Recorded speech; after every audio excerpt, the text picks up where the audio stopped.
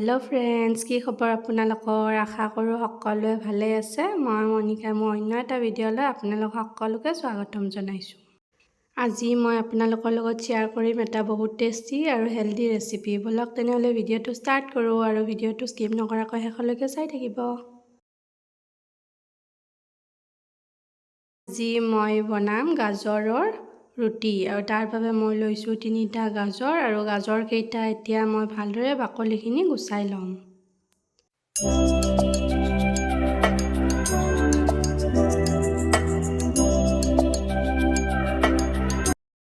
বাকলিখিনি এৰুৱাৰ পাছত এইখিনি মই ভালদৰে ধুই লম আৰু ধুই সৰু সৰুকৈ কাটি লম এতিয়া এইখিনি মই কুকাৰ এটাত ভৰাই লৈছো আৰু ইয়াৰ লগত মই দি দিছো অকমান পানী বহুত বেছিকৈ নিদিব যেহেতু গাজৰত পানী থাকে সেই কাৰণে সাপসুপিয়াকৈ পানী দিলে হ'ব আৰু এইখিনি মই এতিয়া দুটা বা তিনিটা হুইসেল লগাই বইল কৰি লম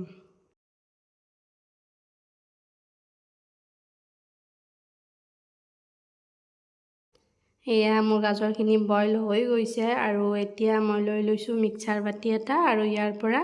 মই গাজৰখিনি লৈ মিক্সিত ধুনিয়াকৈ পেষ্ট বনাই লম আৰু পানীখিনিও কিন্তু পেলাই নিদিও পেষ্টটো মোৰ ৰেডি হৈ গৈছে আৰু এইখিনি যেহেতু অকমান গোটা গোটা হৈ আছিল সেই কাৰণে ইয়াত মই দি দিছো পানীখিনি আৰু এইখিনি মোৰ পেষ্টটো ধুনিয়া হৈ গৈছে এতিয়া মই লৈ লৈছো এটা ডাঙৰ বাটি আৰু ইয়াত লৈ লৈছো মই 2 কাপ মান জোখৰ আটা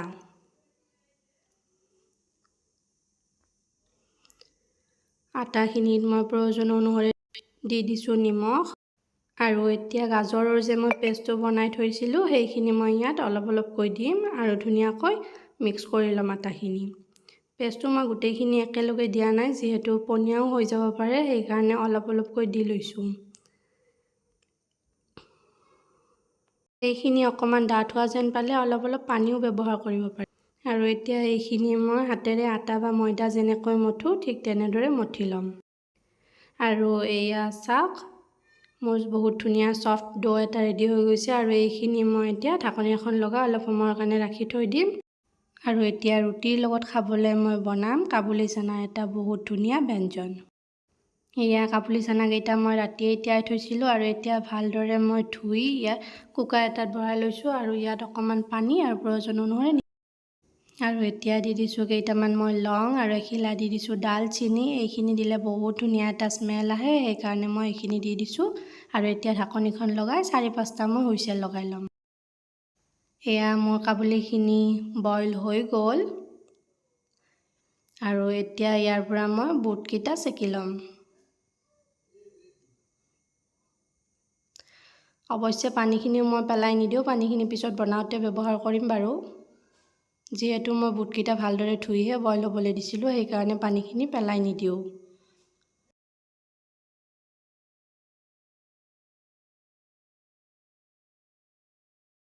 এতিয়া গেছত দি দিছো এখন কেৰাহীখন গৰম হোৱাৰ পিছত ইয়াত মই দি দিছো অলপমান তেল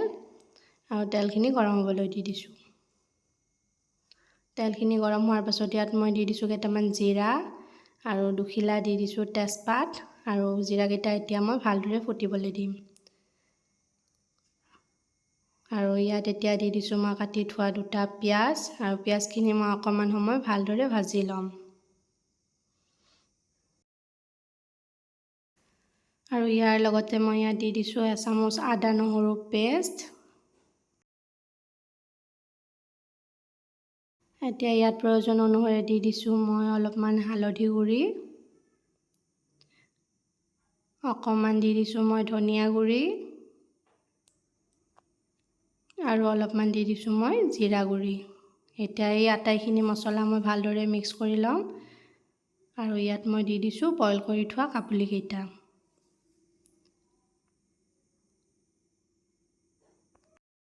এতিয়া কাবুলি কেইটা মই মছলাখিনিৰে সৈতে অকমান সময় ভালদৰে মিক্স কৰি ভাজি লম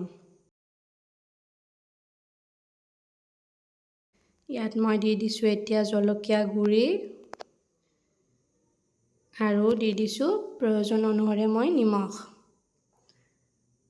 আৰু এতিয়া এইখিনি মই ভালদৰে লৰাই লম আৰু ঢাকনিখন লগাই অকমান সময় ভাজি লম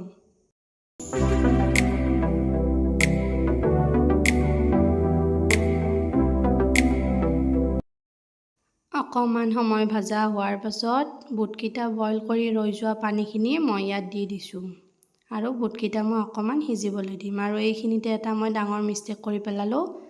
আগলৈকে ভিডিঅ'টো চাই থাককচোন, ফুলটো কৈ আছোঁ বাৰু।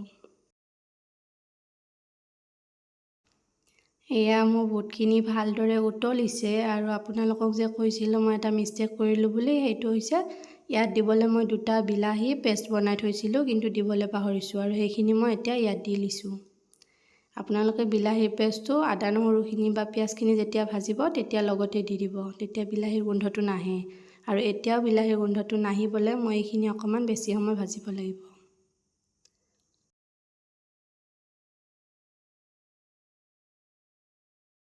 আৰু এইখিনি মোৰ ভাজি প্ৰায় হৈ গৈছে আৰু এতিয়া ইয়াত মই দি দিম অকণমান দৈ।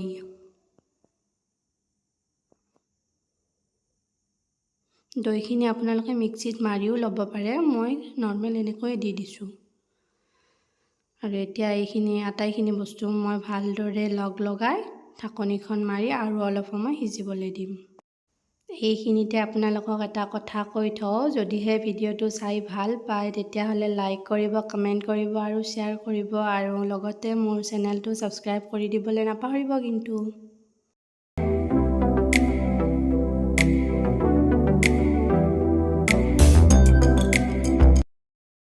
আৰু এইখিনি মোৰ ভজা হৈ গৈছে, ইয়াত মই দি দিছোঁ সামান্য পৰিমাণে পানী আৰু এইখিনি আৰু অলপ সময় উতলিবলৈ দিম।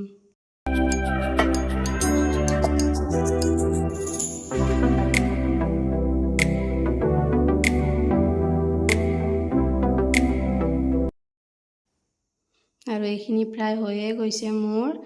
এই ৰেচিপিটো বহুত টেষ্টি হয়। কাবুলী বুটৰ এনেকুৱা চব্জিখন খাবলৈ একদম চোলা ভাটৰৰ চোলা যেনেকুৱা টেষ্টি, ঠিক তেনেকুৱা টেষ্টিয়ে হয়।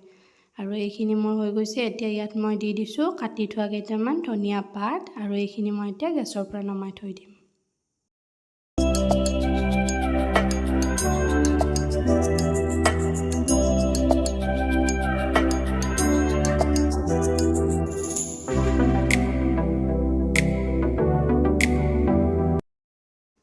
আৰু এতিয়া খাবলৈ মই বেলি লৈছোঁ 2খন ৰুটি।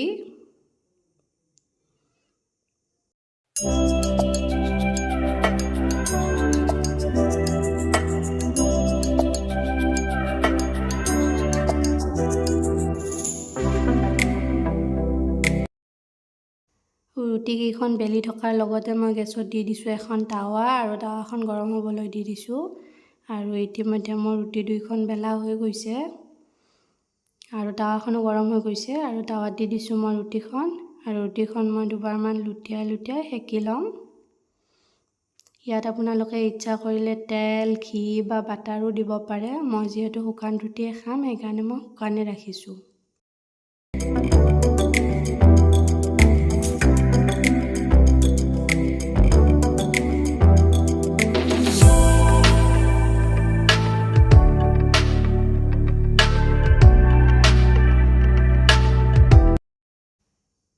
আৰু এয়া চাওক, খাবলৈ একেবাৰে ৰেডি হৈ গৈছে মোৰ গাজৰৰ ৰুটি আৰু কাবুলী চানাৰ চব্জি। দেখিলে একেবাৰে খাওঁ খাওঁ লাগিছে নহয়নে? ভিডিঅ'টো চোৱাৰ বাবে বহুত বহুত ধন্যবাদ। আজিলৈ আহোঁ তেন্তে, পুনৰ লগ পাম এটা নতুন ভিডিঅ'ৰ সৈতে।